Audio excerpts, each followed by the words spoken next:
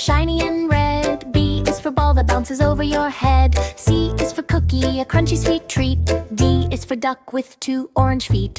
E is for elephant, heavy and gray. F is for fish that swims in the bay. G is for garden where the green grass grows. H is for hat that sits on your nose. Singing through the rest, from I for igloo to P for play. We're finding new words every single day.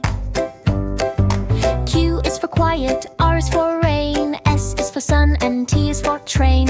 U, V, and W, we're almost there. X, Y, and Z, hands in the air.